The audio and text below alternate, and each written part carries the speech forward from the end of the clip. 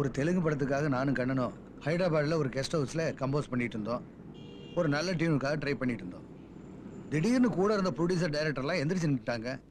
என்னடான்னு வாசலை பார்த்தா அந்த படத்தில் நடிச்சிட்டு இருக்காரே ஹீரோ, ஆந்திராவிலேயே பெரிய பாப்புலர் ஸ்டார்மா, அவரே கம்போசிங் வந்துட்டாரு. பணம் போட்ட ப்ரொடியூசரே அந்த நடிகருக்காக எந்திரிச்சு நிற்கும் போது புது மியூசிக் டைரக்டர் நாங்கள் உட்காந்துருக்க முடியுமா? நான் ஒரு மரியாதைக்காக எந்திரிச்சு நின்னம்மா. இது தப்பா? என்ன தப்பு இல்லையா? எழுந்து நின்னதை வேணா மரியாதை எடுத்துக்கலாங்க. காலில் விழுந்தது எப்படி மரியாதை எடுத்துக்கிறது? எங்கள் சினிமாவில் காலில் விழுவுறதெல்லாம் ரொம்ப சகஜம்மா. அப்படியே விழுந்தாலும் யார் காலில் விழுறோம்? நிறைய அனுபவம் உள்ளவங்க, சாதனை பண்ணவங்க காலில் விழுறோம். நாம காலில் விழுறதுனால அவங்களுக்கு ஒரு சந்தோஷம் வருதுன்னா நாம காலில் விழுறதுல என்ன தப்பு? அதை ரைட்டுன்னு சொல்லலாம், தப்புன்னு சொல்லலாம். ஆனால் ஒண்ணுமா, எங்க இண்டஸ்ட்ரியில வெறும் திறமையை வச்சுட்டு ஒன்றும் பண்ண முடியாது. எவன் ஒருத்தன் விட்டு கொடுத்து அட்ஜஸ்ட் பண்ணி போறானோ அவன் தான் சினிமாவில் முன்னுக்கு வர முடியும். அதுக்கு பேர் அட்ஜஸ்ட்மெண்ட் இல்லைங்க, காக்கா பிடிக்கிறது. காக்கா பிடிச்சிதான் நான் முன்னுக்கு வரணும்னா நான் பின்னாலே இருந்து போறேன். என்ன இப்ப நான் வந்து சரஸ்வதியை மனசுல நினைச்சுக்கிட்டு ஒரு டியூனை போறேன், ஒரு பாட்டை போறேன்.